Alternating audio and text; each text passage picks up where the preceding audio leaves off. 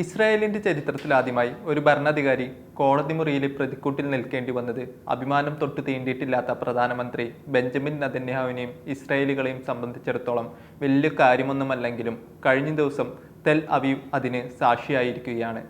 ക്രൂരതയുടെയും മനുഷ്യാവകാശ ലംഘനങ്ങളുടെയും അധിനിവേശത്തിന്റെയും പര്യായമായി മാറിയ ഇസ്രായേൽ എന്ന രാജ്യത്തെ ഏറ്റവും കൂടുതൽ കാലം ഭരിച്ചെന്ന കുപ്രസിദ്ധിക്ക് അർഹനായ നെതന്യാഹു എന്ന ക്രൂരനായ ഭരണാധികാരിയെ അന്താരാഷ്ട്ര മനുഷ്യാവകാശ ദിനത്തിൽ തന്നെ സ്വന്തം രാജ്യത്തെ കോടതി മുറിയിലെ പ്രതിക്കൂട്ടിൽ ഹാജരാക്കിയെന്നത് മനുഷ്യാവകാശങ്ങൾക്കായി നിലകൊള്ളുന്നവരെ സംബന്ധിച്ച് വലിയ സന്തോഷം നൽകുന്ന കാര്യം തന്നെയാണ്. അതീവ സുരക്ഷയോടെ തെൽ അവീവിന് സമീപത്തെ ഭൂഗർഭ കോടതിയിലെ 3 അംഗ ബെഞ്ചിന് മുൻപാകെയാണ് ബെഞ്ചമിൻ നെതന്യാഹുവിനെ ഹാജരാക്കിയത്. ഇതോടെ നെതന്യാഹു രാജ്യത്തെ ഏറ്റവും കൂടുതൽ നയിച്ച പ്രധാനമന്ത്രി എന്ന പേരിനൊപ്പം രാജ്യത്തെ അഴിമതി കേസിൽ കോടതിയിൽ ഹാജരാകുന്ന ആദ്യത്തെ പ്രധാനമന്ത്രി എന്ന അപഖ്യാതിക്ക് കൂടി അർഹനായി. അഴിമതി, വഞ്ചന, വിശ്വാസലംഘനം തുടങ്ങി ക്രിമിനൽ കുറ്റങ്ങൾ ചുമത്തി കേസ് 1000, കേസ് 2000, കേസ് 4000 എന്നിങ്ങനെ 3 കേസുകളാണ് നെതന്യാഹുവിനെതിരെ എടുത്തിരിക്കുന്നത്. ഇസ്രായേലിലെ നിയമം അനുസരിച്ച് കുറ്റം തെളിയിക്കപ്പെടും വരെ പദവി ഒഴിയേണ്ടതില്ലെന്ന ബലത്തിലാണ് ഇപ്പോൾ നെതന്യാഹു അധികാരത്തിൽ കടിച്ചു തൂങ്ങുന്നത്. ഇനി ശിക്ഷിക്കപ്പെട്ടാൽ പോലും അപ്പീൽ നൽകാനും അപ്പീൽ നടപടിയാവും വരെ അധികാരം നിലനിർത്താനും നിയമം നെതന്യാഹുവിനെ അനുവദിക്കുന്നുണ്ട്. അതുകൊണ്ട് തന്നെ നെതന്യാഹുവിന് നിലവിലേത് ഭീഷണിയാവില്ല. മാത്രമല്ല, ഗസയിൽ തന്റെ നേതൃത്വത്തിൽ നടക്കുന്ന ക്രൂരതകൾ ചൂണ്ടിക്കാട്ടി തനിക്കെതിരായ നീക്കങ്ങൾ രാജ്യത്തിന് തന്നെ എതിരാവുമെന്ന് ഭീഷണിപ്പെടുത്തി ജഡ്ജിമാരെ ഒപ്പം നിർത്താനുള്ള ശ്രമവും നെതന്യാഹു നടത്തുന്നുണ്ട്. 2019 എടുത്ത കേസുകളിൽ 2020 തന്നെ വിചാരണ നടപടികൾ തുടങ്ങിയിരുന്നെങ്കിലും വിവിധ കാരണങ്ങൾ പറഞ്ഞ് നെതന്യാഹു കോടതിയിൽ ഹാജരാവാതിരിക്കുകയായിരുന്നു. ഗസയിലെ പുതിയ സംഭവവികാസങ്ങൾ ചൂണ്ടിക്കാട്ടി നെതന്യാഹു വിചാരണ നടപടികൾ വീണ്ടും നീട്ടിക്കൊണ്ടുപോയി. വിചാരണ നടപടികൾ അനന്തമായി നീളുന്നതിനെതിരെയും പ്രധാനമന്ത്രിയുടെ അഴിമതിക്കെതിരെയും ഇസ്രായേലിൽ ശക്തമായ പ്രതിഷേധങ്ങളാണ് സംഘടിപ്പിക്കപ്പെട്ടത്. ഇതിനിടയിലാണ് ചൊവ്വാഴ്ച നെതന്യാഹു കോടതിയിൽ ഹാജരായി വിചാരണ നടപടികൾ നേരിടണമെന്ന് തെൽ അവീവ് ജില്ലാ കോടതി കഴിഞ്ഞ ആഴ്ച ഉത്തരവിട്ടത്. നെതന്യാഹു ആഴ്ചയിൽ 3 ദിവസം തെൽ അവീവ് ജില്ലാ കോടതിയിൽ ഹാജരായി വിചാരണ നേരിടണമെന്നാണ് വിധി. 10 വർഷം വരെ തടവും പിഴയും ലഭിക്കാവുന്ന കുറ്റമാണ് കൈക്കൂലി അഴിമതി കേസുകളിൽ നെതന്യാഹുവിനെതിരെ ചുമത്തിയിരിക്കുന്നത്. വഞ്ചനയ്ക്കും വിശ്വാസലംഘനത്തിനും 3 വർഷം വരെ തടവ് ശിക്ഷ ലഭിക്കും. ഇതുകൂടാതെ ഹേഗിലെ അന്താരാഷ്ട്ര നീതിന്യായ കോടതിയും നെതന്യാഹുവിനെതിരെ അറസ്റ്റ് വാറന്റ് പുറപ്പെടുവിച്ചിട്ടുണ്ട്. യുദ്ധക്കുറ്റങ്ങളും മനുഷ്യരാശിക്കെതിരായ കുറ്റകൃത്യങ്ങളും ആരോപിച്ചാണ് വാറന്റ്. അന്താരാഷ്ട്ര നീതിന്യായ കോടതിയുമായി ബന്ധപ്പെട്ട 190ഓളം രാഷ്ട്രങ്ങൾ എവിടെ വെച്ചും നെതന്യാഹുവിനെ അറസ്റ്റ് ചെയ്യാമെന്നതാണ് ഈ അറസ്റ്റ് വാറന്റിന്റെ പ്രത്യേകത. 3 ക്രിമിനൽ കേസുകളാണ് 2020 ആരംഭിച്ച വിചാരണ നടപടികൾ പ്രധാനമായും ഉൾപ്പെടുന്നത്. ബെസെക് ടെലികോം ഇസ്രായേൽ എന്ന കമ്പനിക്ക് കോടികളുടെ ആനുകൂല്യങ്ങൾ നൽകിയ ശേഷം തന്നെയും ഭാര്യ സാറയും പ്രമോട്ട് ചെയ്യും വിധമുള്ള പോസിറ്റീവ് വാർത്തകൾ നൽകാൻ അദ്ദേഹം ആവശ്യപ്പെട്ടതിനാണ് കേസ് 4000 രജിസ്റ്റർ ചെയ്തിരിക്കുന്നത്. 1.8 ബില്യൺ ഷെക്കലുകൾ, ഏകദേശം 500 ദശലക്ഷം ഡോളർ റെഗുലേറ്ററി ആനുകൂല്യങ്ങളാണ് നെതന്യാഹു കമ്പനിക്ക് അനുവദിച്ചത്. ഇതിനു പകരം കമ്പനിയുടെ മുൻ ചെയർമാൻ ഷാൾ എലോറിച്ചിന്റെ നിയന്ത്രണത്തിലുള്ള ഒരു വാർത്താ വെബ്സൈറ്റിൽ തന്നെയും ഭാര്യ സാറയെയും പൊക്കിപ്പറയണമെന്നായിരുന്നു നെതന്യാഹുവിന്റെ നിർദ്ദേശം.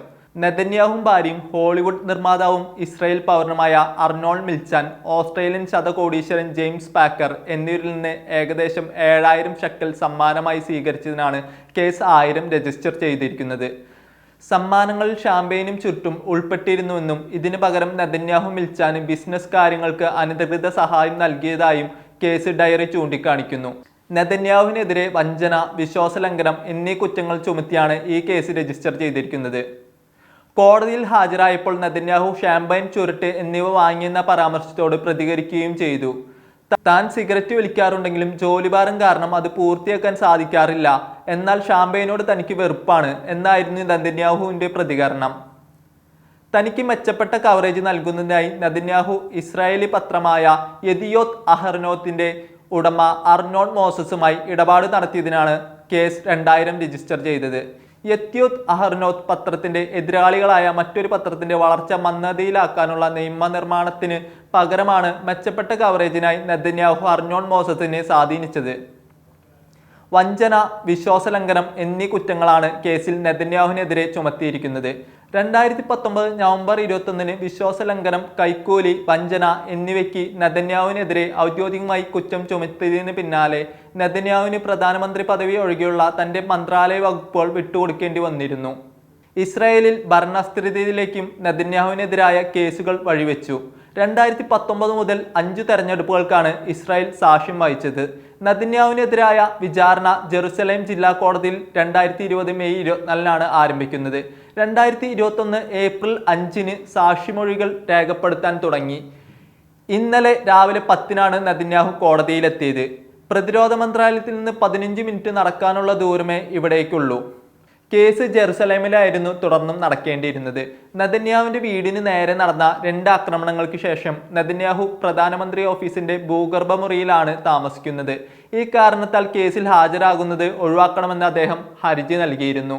തുടർന്നാണ് ഭൂഗർഭ കോടതിയിൽ ഹാജരാകാൻ തീരുമാനമായത്. ആഴ്ചയിൽ 3 ദിവസം കോടതിയിൽ ഹാജരാവേണ്ട നെതന്യാഹു ദിവസത്തിൽ 6 മണിക്കൂർ അവിടെ ചെലവഴിക്കേണ്ടി വരും. തനിക്കെതിരായ കേസുകളെ അസംബന്ധങ്ങളുടെ മഹാസമുദ്രം എന്നാണ് നെതന്യാഹു വിശേഷിപ്പിച്ചത്. തനിക്കെതിരായ കേസ് പ്രോസിക്യൂഷൻ വെട്ടിക്കുറയ്ക്കുമെന്ന് പ്രതീക്ഷിക്കുമെന്നും അദ്ദേഹം പറഞ്ഞു. ഈ തവണ 2022 ഡിസംബറിൽ പ്രധാനമന്ത്രിയായി അധികാരമേറ്റതിന് പിന്നാലെ ജുഡീഷ്യറിയെ കൈപ്പിടിയിൽ ഒതുക്കാനുള്ള നീക്കങ്ങൾ നെതന്യാഹു ആരംഭിച്ചിരുന്നു. ഇതിനെതിരെ 2023 ജൂലൈയിൽ വിവിധ മേഖലകളിലെ തൊഴിലാളികൾ ഉൾപ്പെടെ ശക്തമായ പ്രതിഷേധമായി തെരുവിലിറങ്ങിയിരുന്നു. ഇസ്രായേൽ സൈന്യത്തിന്റെ പ്രധാന സഹായികളായ റിസർവിസ്റ്റുകൾ ഉൾപ്പെടെ പണിമുടക്കിയുള്ള പ്രതിഷേധത്തിൽ പങ്കാളികളായി. ഇസ്രായേൽ ചരിത്രത്തിൽ ആദ്യമായാണ് ഇത്തരത്തിലൊരു പണിമുടക്ക് നടന്നത്. ഒക്ടോബറിൽ ഹമാസ് നടത്തിയ മിന്നലാക്രമണങ്ങൾക്ക് പിന്നാലെയാണ് ഇത്തരം രാജ്യവ്യാപകമായ കടുത്ത പ്രതിഷേധങ്ങളിൽ നിന്ന് നെതന്യാഹു രക്ഷപ്പെട്ടത്. ജനകീയ വോട്ടെടുപ്പിലൂടെ നേരിട്ട് തെരഞ്ഞെടുക്കപ്പെട്ട ആദ്യത്തെ പ്രധാനമന്ത്രിയും ഏറ്റവും പ്രായം കുറഞ്ഞ പ്രധാനമന്ത്രിയുമായി 1996 പൊതു തെരഞ്ഞെടുപ്പിന് പിന്നാലെയാണ് നെതന്യാഹു ആദ്യമായി അധികാരത്തിലേറുന്നത്. 1996 തെരഞ്ഞെടുപ്പിൽ പരാജയപ്പെട്ട നെതന്യാഹു രാഷ്ട്രീയത്തിൽ നിന്ന് വിരമിച്ച് സ്വകാര്യ മേഖലയിലേക്ക് മാറിയെങ്കിലും പിന്നീട് മടങ്ങിയെത്തി വിദേശകാര്യ ധനകാര്യം മന്ത്രിയായി സേവനമനുഷ്ഠിച്ചു. 2005 ലിക്വിഡ് പാർട്ടിയെ നയിക്കാൻ തിരിച്ചെത്തിയ നെതന്യാഹു 2006-2009 കാലത്ത് പ്രതിപക്ഷ നേതാവായി. 2009 തെരഞ്ഞെടുപ്പിന് ശേഷം നെതന്യാഹു മറ്റു വലതുപക്ഷ പാർട്ടികളുമായി സഖ്യമുണ്ടാക്കി വീണ്ടും പ്രധാനമന്ത്രിയായി.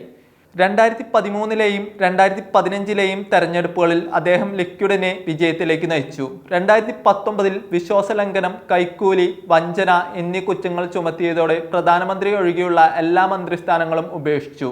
2019 ശേഷം 4 വട്ടം തെരഞ്ഞെടുപ്പ് നടന്നിട്ടും കേവല ഭൂരിപക്ഷം നേടാൻ കഴിയാതിരുന്ന നെതന്യാഹു വിവിധ കക്ഷികളുമായി ചേർന്ന് അധികാരത്തിൽ തുടർന്നെങ്കിലും ഭരണപ്രതിസന്ധി നേരിട്ടതോടെ 2021 ജൂണിൽ നഫ്താലി ബെനറ്റ് പ്രധാനമന്ത്രിയായി അധികാരമേറ്റു. അങ്ങനെ 12 വർഷം നീണ്ട നെതന്യാഹു ഭരണത്തിന് അന്ത്യം കുറിച്ചു. 2022 ജൂൺ 30 വരെ ഇസ്രായേലിന്റെ 13ാമത്തെ പ്രധാനമന്ത്രിയായി ബെനറ്റ് തുടർന്നെങ്കിലും കാലാവധി പൂർത്തിയാക്കാനായില്ല. 2022 ജൂലൈ 1 മുതൽ ഡിസംബർ 29 വരെ യായർ ലാപിഡ് ആയിരുന്നു പ്രധാനമന്ത്രി. അദ്ദേഹത്തിനും കാലാവധി പൂർത്തിയാക്കാനാവാതെ വന്നതോടെ 2022 അവസാനത്തിൽ വീണ്ടും നെതന്യാഹു തന്നെ അധികാരത്തിലേറി.